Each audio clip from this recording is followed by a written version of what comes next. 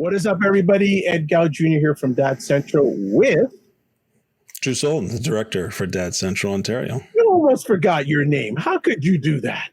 No, I was just waiting for the unique intro that we were going to do this morning. So I always want to give you space, Ed, to make sure you get in there. Hey, you know what? Giving space is very important. Brave and safe space is really good. How you keeping these days? Doing as well as I can. I think it's the fall. Lots going on in the fall.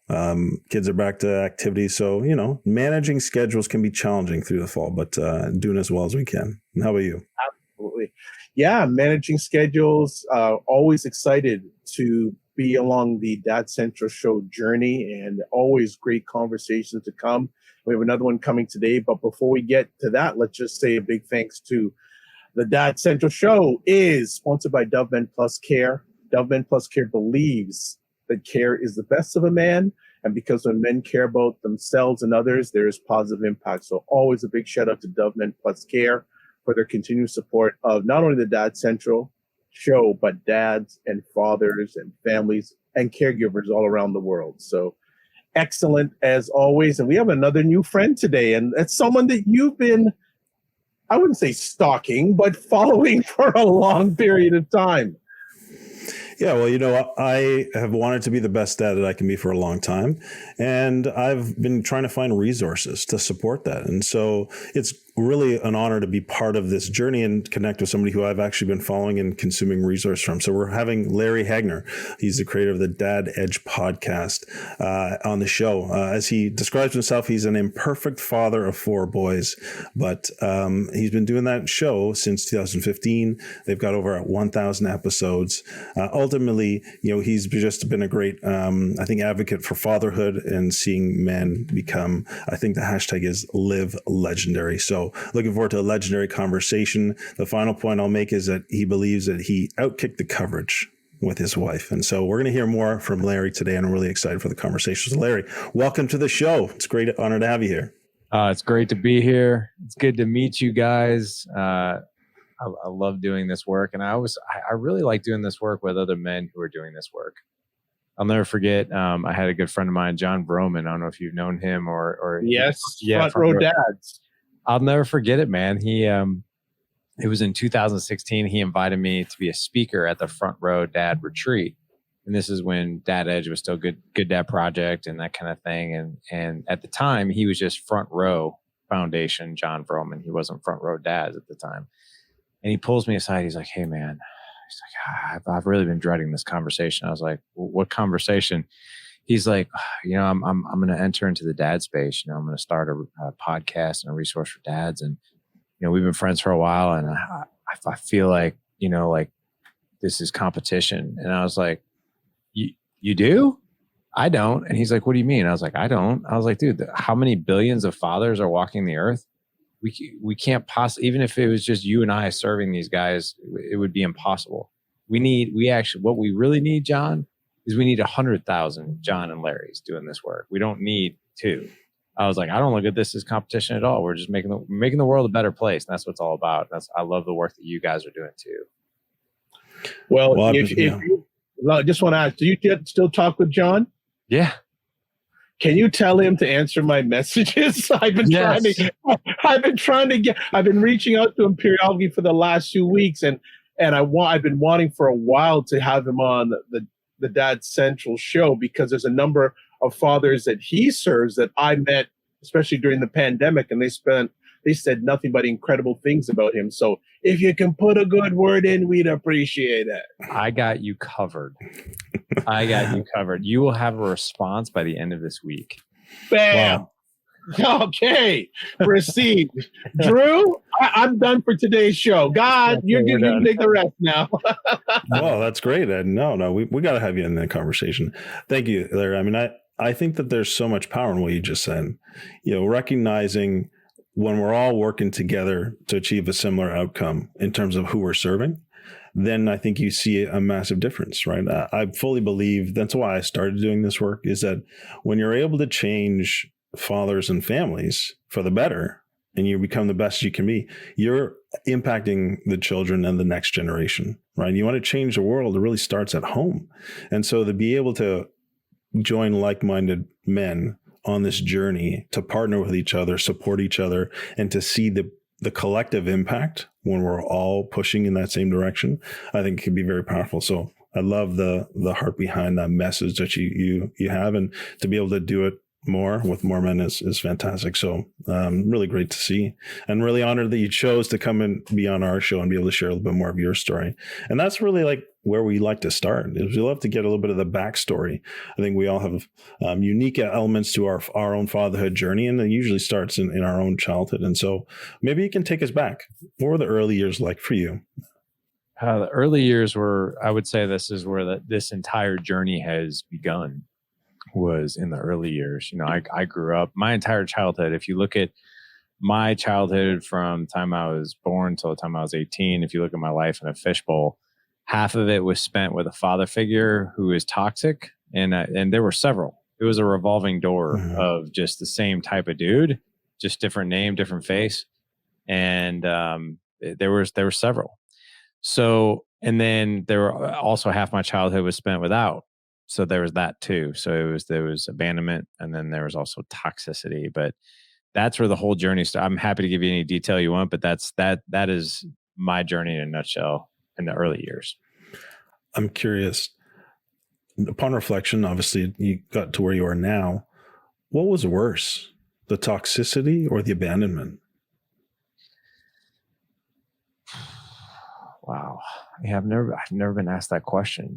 And I don't even know why, as I reflect on it, like I feel like heaviness, even reflecting on it. I would say, let me just talk about both a little bit, because I think both are different, but both are definitely impactful. So, and I want to share one thing that's good out of it too, because through every struggle and through every crucible is good things, right? So my biological father and mother were married they were married, and then for 4 years, then they had me. They were just kids. They got married at like 21. They had me at like 25. Their marriage, I think, was already heading for divorce way before I was born. I was born, and then they split up. And I think, from what I understand, I still don't have a ton of detail around it. And to be quite honest, I don't have a ton of detail around it because I really don't care at this point. I'm trying not to overanalyze the past and what was done and what wasn't done and all this stuff. I'm just not worried about it anymore. But my dad did leave when I was 4, and I have no recollection of him whatsoever. I had no idea he even existed. When I was 4, my mom met a man, and I didn't know this, but behind closed doors, my dad signed over parental rights to that man. My mom got remarried when I was 5, and then that's why I have a different last name to this day than my biological father. They were married for 6 years. I was so happy in the very beginning of that, 5 years old. Dad had come into my life, and up to that point, I had no idea what the difference between a biological father and a stepdad was. I just thought, like, literally when I was little, I thought moms go out and find dads. Like, well, all my friends had dads, and I just assumed kids magically appeared and the moms go out and find dads. And my mom hadn't found mine yet, but I was so happy when she did. Like, that was my interpretation. They got married. My dad was a good man, my stepdad, but very abusive when he drank. My mom and him drank a lot. It wasn't uncommon for physical abuse to happen between he and my mom. They got in physical altercations, a lot of yelling, a lot of drinking. Cops were called to my house by the neighbors. That wasn't too terribly uncommon, but then again, like, that was my world, and that was normal then. I didn't think, here's the crazy thing, I didn't think it was really all that traumatic growing up. I just figured it was what it was, and that's what normal was. They got divorced when I was 10, and he's gone, left. Haven't interacted with him since. I found out about 9 years ago he died, actually. I had no idea. And I only found out because he left a house to me, like a really small house in the ghetto. And when the court clerk came and told me, hey, your dad died, he left you this house, I said, you can keep the house. I don't want it. And shut the door. Not in a rude way, but I said, I don't want any part of that. I was like, you can give it to the county. I don't care what you do with it, but I don't want it. And, but I started asking a lot of questions. When I was 12, there was this space of when I was 10 and 12, my mom was dating a lot. So that was when the revolving door kind of started. And I just started asking my mom, I was like, wait a second. This guy didn't show up till I was 4. where did I come from? And my mom told me, she's like, I was married before your dad. And I was like, I had no idea. I was like, what? She's like, yeah, for 4 years, you have another dad out there. We just don't see him. And of course I was like, why? She's like, he signed over parental rights. He wanted to leave. And that was that. I was like, well, where does he live? She's like, I don't know. Well, when I was 12, I had the opportunity to meet him. And it's kind of a long, drawn out story. And just for time's sake, I won't really go into it, but it was not planned. It was totally by accident. And our worlds collided. And my dad was remarried at the time when I was 12. He had been remarried for a handful of years, 2-year-old son, another one on the way. And they lived 3 miles from us. Had no idea. And I was just overjoyed. Because I had just come off of my mom divorcing who I thought was my dad, and he was really abusive, and especially the last couple of years were really bad. So I was like overjoyed to be reunited with my dad.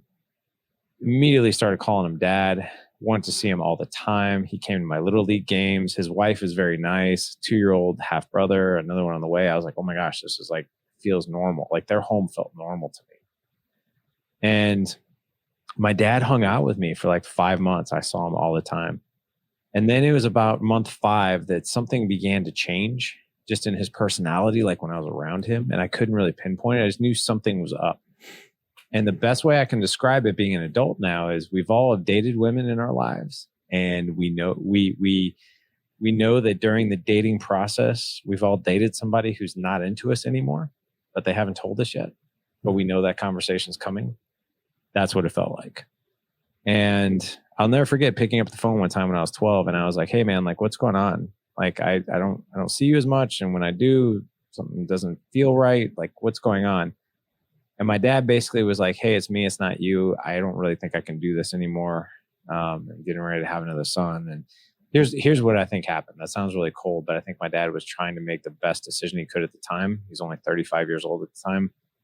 He was trying to start over, and it felt very heavy to him. And he was trying to go through the complexities of his current wife, who he's still married to today, 40 something years later, having a 2-year-old son, another one on the way. And he's like, wow, there was no book for that back then, right? Nobody was even talking about this stuff back then. And my dad was like, he kind of waved the white flag. I was like, this is too much. And he left again. That hurt. And I gave up on life, to be honest, at 12, 13 years old. I was in 8th grade. I gave up on school. I completely failed the 8th grade. I got straight F's in every subject. I just didn't care anymore. I didn't do homework. I didn't care about tests. There were some tests I would turn in blank. Done. And my mom continued to date. I just got more and more lost. And I did 8th grade again. Got into actually a decent high school. I got into an all-boys Catholic college prep high school. And then went away to college, graduated college. I got my degree and really turned my life around. And my mom continued to date, though, just absolute toxic human beings. And married my college sweetheart. That's why I always say I'll kick my coverage, because she is just a saint. But here's where the story kind of culminates. I'm 30. So, I'm 47 right now. I'm 30 years old, recently married. My first son is on the way. Have a very successful, incredible, lucrative position in medical device sales. And every Monday at that point in my life, I would meet with my sales team at a Starbucks here in St. Louis. And I was just sitting there one day, and who came walking in to get his morning coffee with my father. And I knew exactly who he was when he walked in. Exactly. There was no question about it.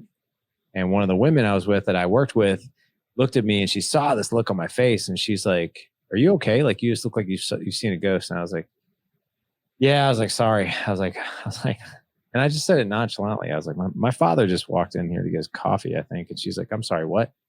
I was like, my father just walked in to get a coffee, I guess. And she's like, the one you haven't seen since you were 12? And I was like, yeah, it's him.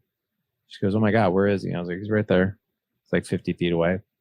She's like, oh my God, what are you going to do? What are you going to say? And I was like, nothing. And she's like, wait, what? She goes, you're going to let your father, who you haven't seen in 18 years, walk out of here without saying one word? And I'm like, yeah, that's the plan. There's nothing to say. Well, she didn't even hesitate. She didn't even say a word. She just got up from the table and walked over to him and sat at his table. And I was like, what in God? And all of a sudden they started talking. I was like, what is she saying? What are they doing? What is happening right now? My heart was racing so fast. I was like, do I get up and hit this guy? Do I get up and leave? Do I go to the bathroom? What do I do? And my dad got up, made eye contact with me, and here he came walking over very humbly, extended his hand. He's like, hey, he's like, man, he's like, I make my dad sound like a bum. He's not. He's a very successful entrepreneur. He shook my hand. He goes, man, he's like, how are you doing? And I'm like, fine. How are you? I wasn't nice, but I wasn't a total jerk either. He's like, he saw my wedding band. He's like, are you guys married? He was talking about me and the woman I was with. I was like, no, she works for me. I was like, I'm married though. I actually have a son on the way. And he's like, oh man, that's great. He's like, well, what do you guys do? And like, how long have you been married? And where'd you go to college? Like, what do you do for a living? And I answered all of his questions. And then he's like, we should really get together. And I was like, you don't have to do this, man. I think I even said that. I was like, you don't have to do this. He's like, no, I want to. And I'm like, well, I'll tell you what. Here's my card. Because in 2005, we didn't really have the smartphones yet. I was like, here's my card. You want to contact me? There it is. I didn't expect to hear from him. The next day I woke up to this long email. I'm talking long, like a dissertation. And I love Jim Gaffigan. I'm a huge fan of his stuff. He has that joke about like when somebody sends you like a book over email, he's like, I can't read this dissertation. Now I'm going to save that as new. Right. But I read it and it was very humbling. And my dad basically was like, regret, like I should have never let you go once. And then I did it again when you were 12. It's haunted me every day since. And if you'll have me, I'd really love to have a relationship with you. Still married to the same woman. I have 2 younger half brothers. Got a great relationship. Mm-hmm. But that was my childhood. That was the journey. Mm-hmm. Well, thank you, Larry. Thank you for being just so vulnerable and honest in what you shared. I could sense quite a few things just as you were going through that journey and that story.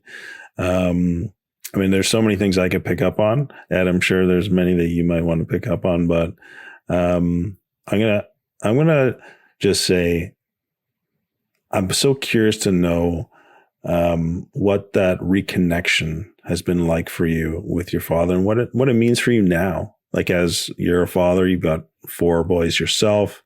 Like, what does that mean to have that relationship brought back to you? Man, that's a great question. What it means to me to have that relationship brought back. I would say there's a couple of themes that I've really learned, a couple of lessons I've learned. And that is, one is forgiveness is a choice. A lot of people think, well, I can't forgive. Well, yeah, you can. Yeah, you can. I could, I'll never forget a conversation my dad and I had. This was early on. I was so excited to have him back in my life, and him and his wife, and I had 2 younger half brothers, and it was such a positive experience. And in the background, there was lingering, like, what in God's name, especially as I had my kids, right? I think we were hanging out for, I don't know, a year or 2. And I asked my dad to dinner, and my dad knew exactly why I was asking him to dinner.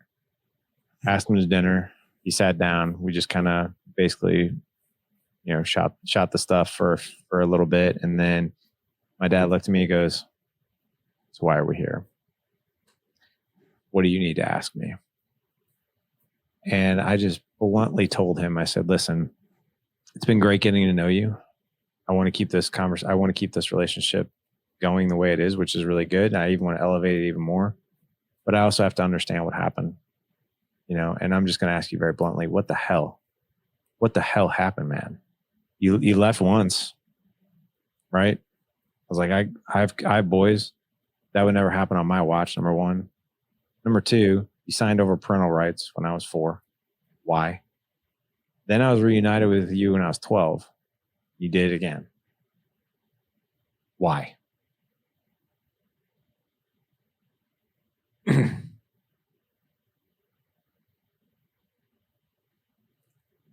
My dad took a deep breath.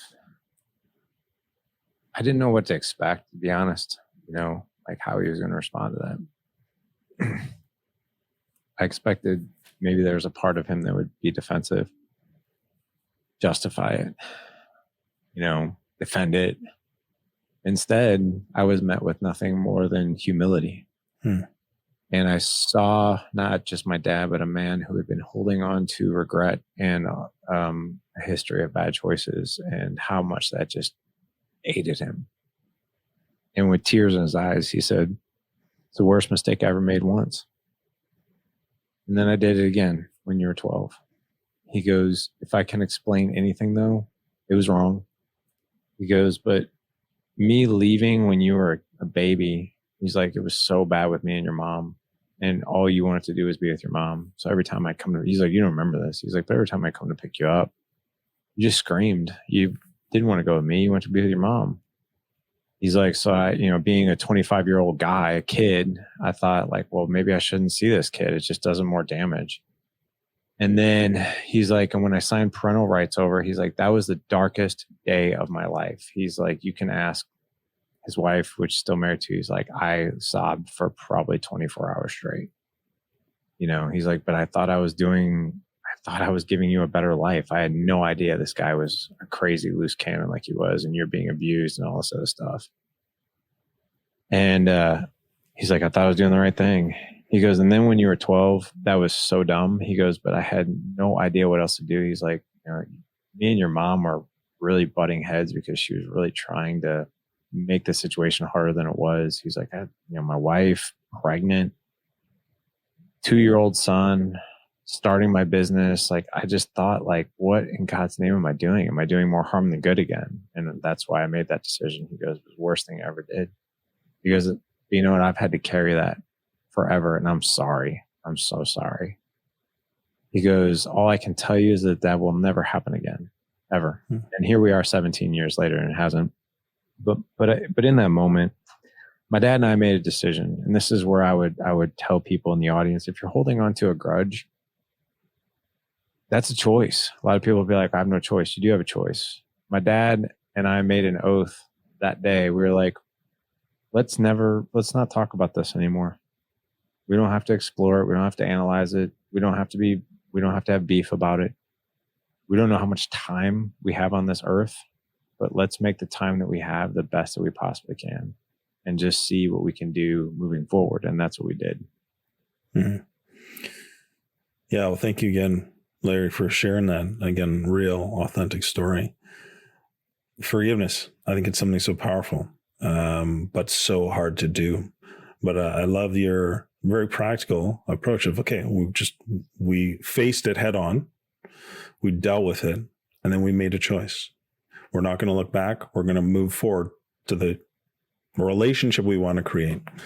And you both committed to that. And obviously 17 years later, it's producing what it is. So, man, really loving just the realness of this conversation, and you sharing about that, the real pain. And I think many of your listeners, I can relate to that pain. I can feel similar pain from, my broken relationship and having to make that choice to forgive my father for what he had done as well. But why don't we talk, Ed, do you want to hop in, or can we maybe shift the conversation a little bit? We can shift the conversation. No problem. All right.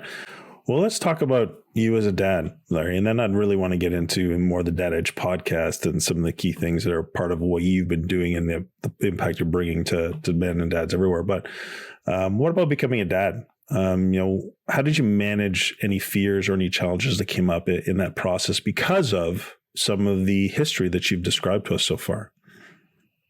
Well, one thing I can tell you is what we focus on grows, right? And I'll tell you, I wasted the first 6 years of me being a dad in that camp of trying to avoid and things that I didn't want versus the things that I wanted. The other thing that I wasn't really prepared for is I knew when I had kids, even before kids, I was like, I had such a crazy childhood growing up. My kids will not experience anything like this. My boys, my kids will know their dad. I'll be a part of their lives. I'm going to show up. I'm going to do this the best way I can. And I have a laundry list of things of what not to do, right? I have all these experiences of what not to do. And I thought that was enough. And what I'll tell you is that wasn't enough. The last time I went to Lowe's and I bought a barbecue pit, which was actually in the summertime. When I opened the instruction manual to put the thing together, it didn't give me 100 ways to not put it together. And then it said, best of luck. It gave me the directions on how to put it together and what the end result would look like. And that's why I say what we focus on grows. So if I'm focusing on like, I can't hit my kids out of anger. I can't be an impatient father. I can't be this person who's not present. What we focus on will expand. In other words, those things that I'm trying to avoid will actually be more likely to come to fruition. And if you don't believe me, don't think of an elephant right now. So whatever you do, for the love of God, whatever you do, don't think of an elephant right now. And of course, that's what you're thinking of.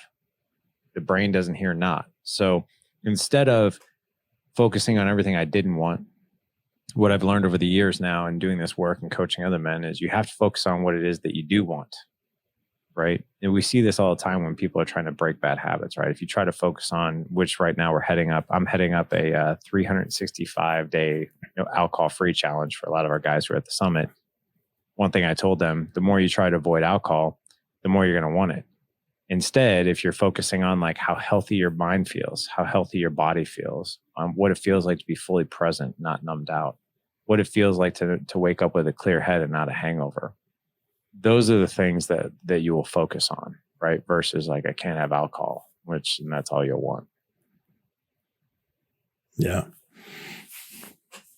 I love the practicality. I'm a coach as well, and I've heard what you focus on grows very much, and I use it in coaching conversations.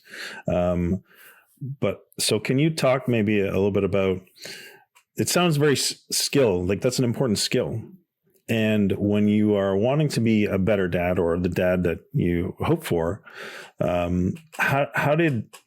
what's my question here? I think, how did you make that become habit? How did you be able to shift it? Because it sounds like you weren't always able to do that.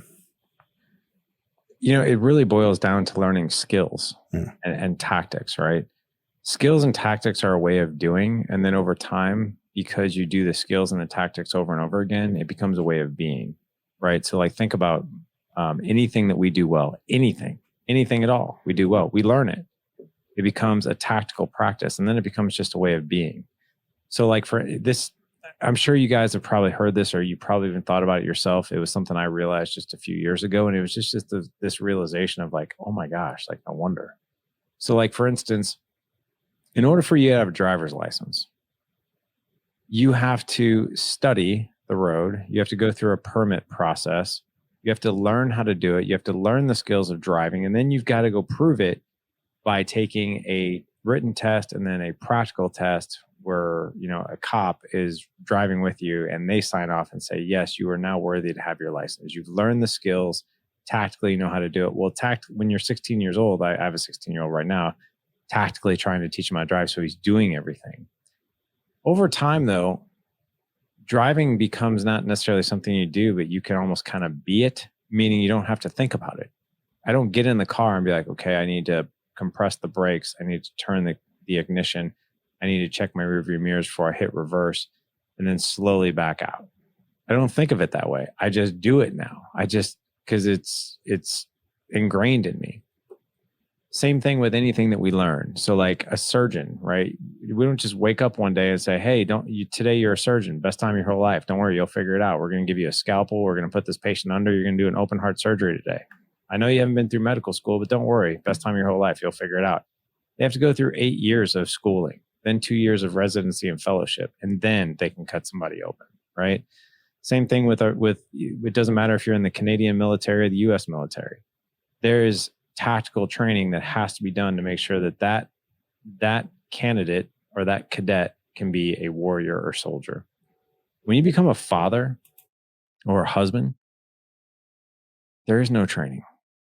It's, oh yeah, best time of your whole life, you'll figure it out. Your kids, they pop out, best time of your whole life, don't worry, you'll figure it out. And a lot of times our blueprint is how we were raised, right? Or our blueprint is who we hang out with, right? It's about our circle. And most men do not have the right circle of friends. They're not surrounded by the right people. So you take that all together and then we scratch our heads wondering, why are marriages such a disaster? Why is parenting such a disaster? Why is the mindset of men when it comes to these two topics, why is it so defeating? Well, no wonder. I mean, I had a conversation with Frankie Edgar, he's a UFC legend. He actually holds the record in the UFC for the most amount of minutes in the cage of any fighter, as long as they've had the UFC. He was on my podcast, and then he invited me up to New Jersey to go be on his. And he and I were joking about this. I'm 165 pounds. I'm 6'1". Frankie Edgar's 5'5", 135 pounds. And just for giggles, I asked him to do a toe-to-toe with me, a face-off, where the fighters are toe-to-toe with you. And I just wanted to see, I was like, what does it look like? Because we only see the side view. What does it look like when you're toe-to-toe with these guys? And I did it, and he turned it on, and I was terrified. Just the look in his eyes, and he had to look up at me. I was like, this guy could literally run right through me and destroy me in under 7 seconds without a problem. But here's what we joked about. I was like, you know what, Frankie? I was like, here's the crazy thing about fatherhood and marriage and all this stuff. If I were to fight you in the cage, right? If I were to go say, hey, me and you, tomorrow morning, and you pummeled me in under 10 seconds, everybody would be like, well, dude, what'd you expect? You didn't train. You had no idea what you were doing. You went up against a pro. Of course you got pummeled. Like, why wouldn't you have gotten pummeled? In fact, I'm actually shocked you lasted 10 seconds. Now, if I went away and I trained for 3 solid months, right? Probably still beat me. He absolutely would beat me, right? But maybe I would last 3 minutes instead of 10 seconds, right? Still probably get pummeled, but maybe I defend myself a little bit better. Maybe I might get some licks in. I might do better than just going in totally cold. But that's what I'll tell you, that's what marriage is. That's what fatherhood is. It's going in and trying to face a UFC champion with zero training and expecting, for some crazy reason we expect it, well, I should be better. And then to add insult to injury, we start to have all these other thoughts of like, well, maybe I'm just not worthy. Maybe I'm just not good at this. I'm just not natural at it. We say this crap to ourselves all the time. I'm just not a good communicator. I'm just not a patient father. I'm just not this. I'm just not that. And all the while, it's like, you didn't go get your training. You didn't learn tactically what to even do. Had you do that, if we were able to do that, man, the world would change overnight. Yeah. Powerful analogy, powerful story, and just visual of it. You got to commit. You got to do the work. You got to learn the skills, and you got to be willing to silence those negative voices that are telling you, I'm not good enough. I can't do this. I mean, I'm just, keep doing the work, putting in the reps, putting in the effort, putting in the time. Absolutely. Great message. Can I add one just small tweak? The small tweak that I'll add, and this came from a really good mentor of mine, and it was the same thing. I was like, how do I quiet these voices? He's like, the first step is knowing you can't quiet the voices. The more you try to quiet them, the louder they're going to get. And he's like, have you ever tried to do that? Like, just stop saying that to yourself. Just stop doing that, or stop thinking that. What do you do? And I was like, I just think about it more. It's like, don't think of an elephant. He's like, instead, recognize the voice for what they are, and they're going to come. The demons want to come out and play. They'll mess with you. There's no other way around it. The only thing you can do is tactically learn skills on how to turn that volume down and look at it for what it is. So, like, for instance, anytime I start, a thought comes in of like, I'm just not a patient father. I'm like, oh yeah, there it is. There it is. Yep, I see it, and I know what it is. It's my own human brain trying to protect me, trying to do this, trying to do that. But you know what? I am a patient father. I'm just not exercising it right now, but here's what I need to do to go do it. Yeah. Thank you. Very important, especially I think for a lot of men. Ed, you hop in here. Yeah, I know we're eventually going to talk about the podcast, but as I've been listening to you share, I'd like to know, especially, with your father and the story you shared with us with your father, how impactful or how important is humility in your fatherhood journey? It is an absolute cornerstone, like an absolute cornerstone. Humility is a muscle that I exercise every single day. And that's because if you're a father and you're humble, like, and you don't know exactly what to do, or you have a bad moment and you own it, that sends a beautiful message to your kids. I had an interaction with my 14-year-old. You know, I actually taught a master class on how to create more resilience and patience, basically how to be a more patient father. So when you talk about imposter syndrome, when I lose my patience on my kids, because it does still happen, I sit there and think, for the love of God, I only taught a class on this, right? But my batting average is higher, but still mess up. But here's what I'll tell you about being humble. When we are humble, we teach and encourage other men to be the same. And here's the other thing too. When we're humble, we teach our kids humility and how to be humble. And how that really shows up is I have 4 boys, but I have a 14 and 16-year-old. Here's the really cool thing. I will apologize to my boys all the time. Like if I did something wrong, I will take full on ownership for it. I'll give you a great example.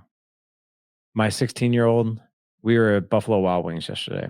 My 16-year-old thought the waitress was cute. I was like, dude, you should talk to her. And of course, he didn't want to. So I thought it'd be funny, right? I thought we'd all get, and it was the whole family who was with us. I nudged my 8-year-old and I was like, hey, ask the waitress if she has a boyfriend and if she, and let her know that your brother is interested in her. So the 8-year-old did that. And she, the waitress was like, oh, it's so sweet. She's like, but I do have a boyfriend or whatever. And my oldest son goes, that wasn't funny. And we're all like laughing and cutting up. He's like, that wasn't funny. And I was like, come on, man. I was like, it's kind of cool. And he's like, it wasn't funny. And then I took my other son somewhere else later that day. And my wife texted me. She's like, hey, I just want to let you know, Ethan is really upset about that. He was really embarrassed.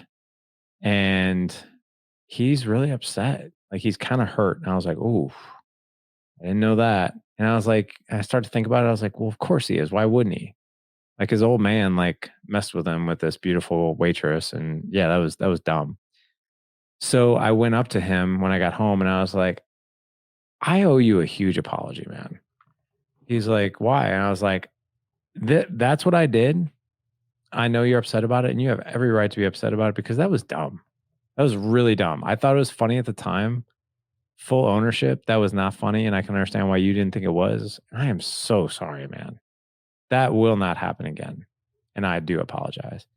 And that boy gave me a big hug and he's like, it's okay. It's all right. I get it. And he's like, I forgive you. And I was like, no excuses, man. That was not good. Now here's what I'll tell you. I do that kind of stuff a lot when I screw up. I screw up a lot. And the cool thing about that is my boys do the exact same thing. I never, very, very rarely, I will never say never, but very rarely do I ever have a problem that when my kids do something wrong, that they play the blame game or it was this excuse or that excuse or this didn't happen or that didn't happen. Normally it's met with like, yeah, I totally did that. Yep. That's on me. I'm sorry. And here's how I'll fix it. And I think a lot of that has to do with the fact that um, I practice it. Good stuff. Good stuff. Want to ask you in regards to the Dad Edge podcast, can you tell us the story of how it got started and how did you start this journey of the Dad Edge podcast? It's fascinating you're asking right now because, as we're recording, it's October 24th. And so we literally just got done. We just came off of the Dad Edge Summit, which is it was our 4th annual Dad Edge Summit. We had over 200 guys there. It was by far the best one we've had yet. I mean, so many guys had amazing breakthroughs. Like it was the highest energy. We left that event and 70% of the tickets for next year are already sold. Like that's never happened at a summit. We normally sell some tickets for the following event, but this year was off the charts. Now, how the podcast got started. So you go to Facebook, right? You go to your memories and memories pop up. So back in 2014 on October 24th, I was at a Tony Robbins event in Dallas. And at the time, Good Dad Project / Dad Edge was just a blog. Just a blog. I was blogging a lot. And the blog wasn't getting hardly any traction. It was just more like therapy for me. And then I wrote in that workbook, I really want to take this thing to the next level. And I literally wrote in my workbook, I'm going to start a podcast and publish my first book by September in 2015. And both of those things happened. The podcast happened in April of 2015. And then my book, The Dad Edge, launched the first book in September. But here's why I did it. I felt like through blogging, I was doing a lot of reflective work, a lot of learning, right? Through experience. But I was always learning through experience, but I couldn't really, I wasn't learning the lessons that I needed to learn for the future. I was basically reflecting on lessons I learned now or in the past when I was blogging on those. I was like, man, how do I learn and get ready for the things to come, not just the things I'm experiencing? And I had a good friend of mine, Sean Stevenson, who is still obviously he's a force to be reckoned with now. But at the time, the Model Health show that he was hosting wasn't all that big yet, and his book Sleep Smarter wasn't out yet. And he and I were really good friends. And I told him, I was like, hey, I want to start a podcast with Good Dad Project, and to be honest, I'd love to have a co-host. You want to do it with me? And he was all in. Well, we started that podcast because I wanted to learn and talk to high-level people. Like these Navy SEALs and these celebrities and these people that are gurus in their field with parenting and marriage and all this stuff. I was like, I want to learn from them, and talk to them, not just blog about it. But that's why it came out, and that's why we did it. Well, I'm glad that you got started. I'm glad that Tony Robbins, that experience inspired you, because it's been a big part of kind of my journey as well. And I'm sure there are probably thousands, if not hundreds of thousands of other men who have had that same experience as a result of the work you're doing. So I just want to, before we even get to the end, just say a big thank you for the work that you're doing, continue to do. But I'm also curious. I think one of the questions I want to know is about the show, because you've had over 700 conversations, 1,000 episodes. What conversation or show stands out the most to you, and why? Boy, so many of them stand out for different reasons. I'll use one in particular, and that is, so I had Matthew McConaughey on, and I just use him as not because of his name or something like that. I mean, to me that was a pivotal interview for Dad Edge, just because it just shows that no matter how you're operating, even at that high celebrity level like that, we all put our pants on the same way. Hmm. And I was so excited to have that interview with Matthew, and I expected a lot out of it, and I got a lot out of it. But here was one really cool thing I got out of it. It was unexpected humility on his part. And here's what I'll tell you. So I asked him, it was halfway through the interview, I said, hey, share with me how you elevate your marriage with Camilla. What do you do to constantly keep that marriage fresh, on point? You guys really seem like you're in love. So what do you do? Now, Matthew McConaughey can say anything and we'd all believe him because he's Matthew McConaughey. And yet that man took a deep breath, and he could have lied through his teeth. He took a deep breath. He goes, he's like, man, that's a tough one. And you want to know why? He's like, the question's not tough, but my thoughts are tough.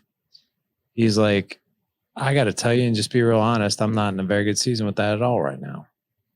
He's like, I'm so busy finishing up Sing 2 because we're doing that. He's like, I've got a couple other projects on the horizon I can't talk about. The book's doing really, really good. The kids are, so many activities. And be honest, I've put my marriage on the back burner a little bit. Not to say we're not in love and we're not united, but man, I haven't taken my wife out on a date night in a long time. He's like, and I didn't even realize that until you asked me that question. He goes, so right now I'm in a season where I need a kick in my butt. And you asking me that question is a strong reminder. I'm taking my wife out on a date tonight. And I thought to myself, that guy could have said anything. Polished. He's an actor, so he can ad-lib, but he was honest. And I was like, that is freaking, that made me just love the guy even more, right? That the fact it wasn't a polished answer. He's just a human being. And he reminds us all, no matter what level we're working at or how great somebody looks or what they're doing in the world, it ain't perfect. And we all put our pants on the same way. And as long as we are willing to be like, hey, that part of my life is actually not getting the TLC that it really needs right now, I'm going to go do that. that's a cool thing. So that was definitely one that I thought was just great. I would say the other, I've had I think I've had 34 Navy SEALs on the podcast now. And I'm always so fascinated by the things that they talk about and how they have taken their training on resilience and mental toughness and just, going out and just killing life, but doing that as a father and husband. And also what those guys do to recalibrate when they have a dark moment or a dark time, because they're not immune to that either. They're just able to recover a lot faster than us. But I would say those are two of the conversations. Those are two of the types of conversations that I've enjoyed the most. Ed. Well, you know what? It's interesting just talking about your podcast. How often do you go in with pre-designed questions, and how often do you just go in with a conversation? 99% of the time it's a conversation. I've learned through experience that if I try to stay on agenda, like the things that I want to talk about and all this other stuff to be pre-planned, the less authentic the conversation is. Like I had Warren Farrell who on the podcast. Yeah, I've interviewed him a number of times. Yeah, he's so good. And his podcast just released today. And I did some homework on Warren, but I also was like, this guy's a human being. I want to get to this man's heart, right? Now, luckily, I've had a great deal of training in what's called appreciative inquiry to really, it's a skill set to have conversations, to ask good questions, to bring out the best in people or their most authentic selves, right? And I got to tell you, I had Warren on, and in the first 15 minutes, the man was in tears. And he even apologized. He's like, I'm sorry. I don't get emotional on these podcasts. He's like, but your questions, like, it just, oh my gosh, it made me just think about these things and reflect. He was talking about his mom and how important she was to him. And I think the follow-up question I was like, what are one or two things you can think of that were just so meaningful to you growing up that she did or she taught you? And that's when he just cried. And I don't like to do anything prescripted because I'm very intentional about watching the person I'm interviewing and seeing what really brings them to life and lights them up. And I can tell when we're on the cusp of something that is truly important to them and truly emotional to them, maybe even. And I go deeper on that. I don't just brush it off and get to my next question. There's something beautiful that's going to emerge out of what that guest is going to say. And we got to get to it. Mm-hmm. Go ahead, Drew. I feel like that piece of wisdom is just so powerful. But I love what's the phrase about the inquiry? Appreciative inquiry. Appreciative inquiry. Yeah, I love that phrase. It really captures the essence of, what I receive is, appreciating the person, focusing on them, and then just following where their energy is and where they're passionate about. And so really important. And I don't know, hopefully we've been able to model a little bit of that today. I'm not sure. We're going to have to work on that, Ed. That skill set is something we want as hosts for sure to get to. As you said, there's something really, maybe it was beautiful or powerful, or something very important that guest has to share with the audience. And that's what we want to get to for sure. It's about giving a safe and brave space. That's what it's all about. Yeah. So I'm curious now, because you have worked with so many dads, you've had such experience. You've mentioned the Navy SEALs and just how they're able to navigate that life that they live, but also the realities of the dark times, but also being a husband and a father, et cetera. In your work with dads, what have you found to be the area that you think they either need the most support, or makes the biggest difference for them when you see them? Totally. So we have actually great diehard data on that. So Dad Edge Alliance, which is our mastermind community, you have to apply to be a part of that group. And the application process just allows us to get to know you, what is on your mind and heart. What is it that has your attention, right? We've we have 800 guys that do life with us. And I would say over the past 6 years, we've had, gosh, a couple thousand at least that have come through, have come in and done the work. They leave. Some of them stay for we've had guys in there who stayed all 6 years. But we have great data on that. The thing that's on the mind and hearts of men mostly is how to elevate their marriage through conversational excellence. Basically, that's a complicated way that most men want to learn how to communicate with their wives. What they don't realize is that there's a couple things going on. Men and women communicate differently. Neither one is neither bad nor good. We just communicate differently. Men, are problem solvers. We're fixers. Women are emotional, and they talk to us because they want to connect, not because they want to solve their problem. But when we teach men conversational excellence and how to elevate connection, communication, intimacy with their wife, that changes the game for them. So if I teach a man hey, here's how I'm going to rattle these things off. And if they sound completely foreign to your audience, that's a really good sign, because it's not a really good sign, but it's a sign. We're not taught these things. If you're going to go be a doctor, you're going to go take anatomy and physiology. You're going to take chemistry. You're going to take biology. You're going to take these things, right? When you get married, you're hey, don't worry, you'll figure it out. You guys will talk just fine, blah, blah, blah. You need to learn skills like tactical empathy. You need to understand how to use your voice tone. Voice tone, you can have a voice tone of condescension, or you can have a voice tone of curiosity and appreciation. And there's ways to do that. If you don't know the skill set of mirroring, using things like using emotional labels, being able to label what your wife is most likely feeling. If you don't know the skill set of generative questions, right? Generative questions generate ideas. It generates connection. It generates safety, an environment of psychological safety, or even a vision for your marriage and what it's going to look like. What are you celebrating a year from now, 5 years from now?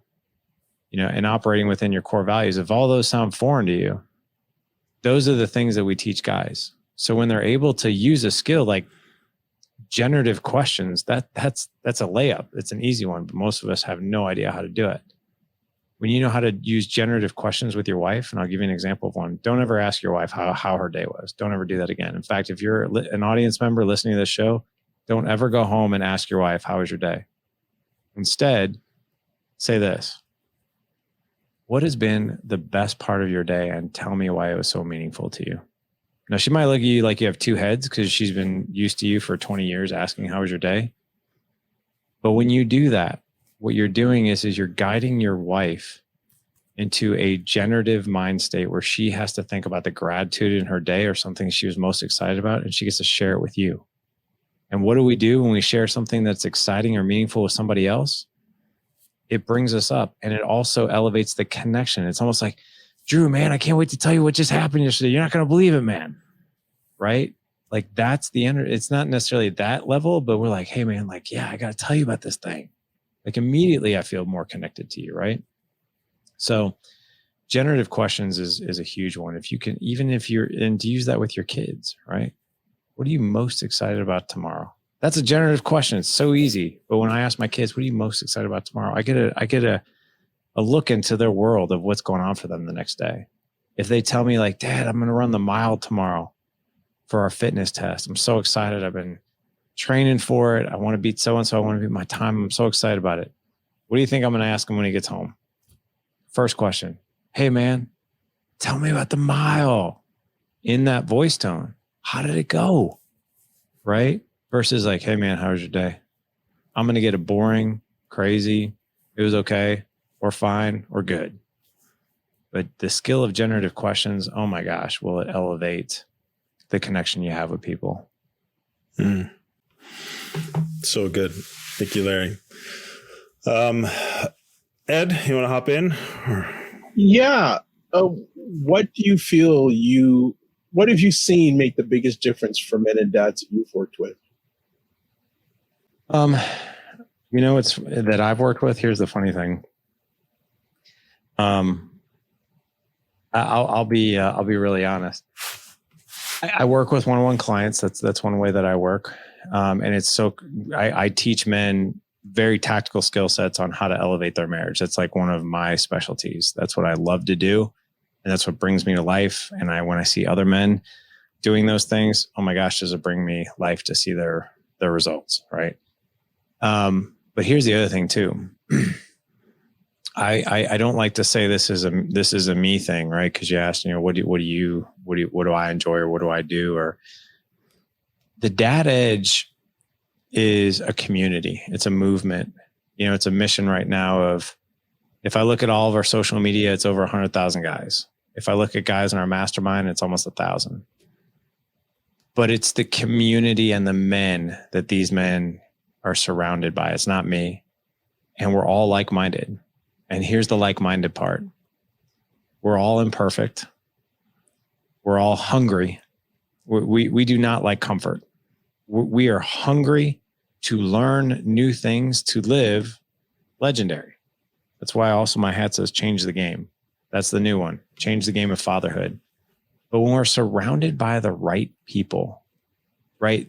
Other people who share that vision, share that hunger, that desire, and also realize like, hey, there's gonna be peaks and valleys with this. And when I fall down, I need a place to go. And like we call it when bullets fly, right? When bullets fly, when things happen, hey man, come get coverage. We got your back. We have almost 1,000 men strong. We got your back. When you're going through a dark time, let us run some cover for you. Come back, recalibrate. We'll help you. We'll strategize and get back on it, right? Because here's the other thing too. Once that man gets recalibrated and he's good, he's got some coverage and he goes back, what's going to happen? He's going to have a brother in arms, right? Who's going to go through the same thing. And then he's going to be helping run that coverage. But yeah, I would say it's not me. It's the guys in our community. It's great. Thank you, Larry. And thank you so much. This conversation, I think, has given me a lot. I feel challenged in some areas, and I also feel convicted to be able to just move forward in some of the skills and learning skills, applying the skills that you've talked about. So I think it's just been a real honor to have you on the show. So thank you so much for being here, for sharing with us, and for talking to us about the power of that community, and knowing that your community continues to grow strong and continue to grow and impact men. So thank you so much for being here. Well, thank you back. Appreciate you. And if people want to find out more, where can they go? Best place is you can just Google Dad Edge. It's super easy, or you can go to the dadedge.com podcast. You can find that absolutely everywhere now at this point. If you're interested in the Alliance and our Dad Edge Alliance, you can go to the dadedge.com/alliance. It's the best place. You got to apply, even meet with somebody on our team. But everything we do has a personal touch. There's a reason we do that. So, if you just search the Dad Edge, you'll find everything. I think you'll find everything that we do. We're not hard to find. Well, excellent. Well, we'd like to thank you from the Dad Central podcast family for sharing all the hard work that you and your team are and will be doing. And also thanks for having Canadian support. We found out before we went live, you got two brothers in arms from London, Ontario that are helping create this wonderful community and changing dads, fathers, and families. So appreciate that. And we don't take it for granted. So be well. And remember to give yourself grace, and don't just manage your time, manage your energy. Love that. All right. Take care. All right. Thanks, Take Larry. care, guys. Bye-bye. All right. Epic conversation there. What'd you take home from it? I love Larry's focus on skills and being able to apply those skills in the context, but also developing those skills to the point where they become a little bit more habitual. The final point about the community, I love the term, if you're on, I think it was come and get coverage. Basically, right? So like, I think it's the reference probably from the military and all the people that he's interviewed who are Navy SEALs, but being under fire as life can come, you feel like you're under fire, then to come get coverage, be part of a community where you can get renewed, restored, and just what you need to be able to then go back out and get into the fight. So skills and coverage is what I take away from that great conversation. Good stuff.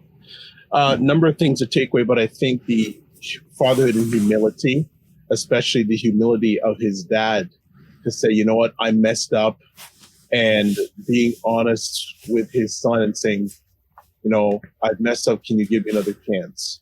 Being that humility. And I think that's a very powerful point that, if you're a dad or a caregiver, use humility. Use humility. It's the best way. Not only will it impact in you, but through you, and also it will impact your kids and your family going forward. So that's one of the things I'll certainly take away from the conversation. So another epic conversation is done on the Dad Central Show. As always, want to say the Dad Central Show is sponsored by Dove Men Plus Care. Dove Men Plus Care believes that care is the best of a man, because when a man care for themselves and others, there's a positive impact. If you want to touch base with us, we'd love to hear from you. The good, the bad, and I don't hold well, great, but hey, whatever you have to say, no problem. Email us at podcast@dadcentral.com. Even if you have guest father or caregiver suggestions, we'd love to hear from you. Also, if you want to listen or watch the show, dadcentral.ca/podcast. And we have piles of free resources for you in regards to parenting. So go to our website, dadcentral.ca. As always, we like to say, remember to give yourself grace and don't just manage your time, manage your energy. And we'll see you soon. Be well and keep the faith. Bye-bye.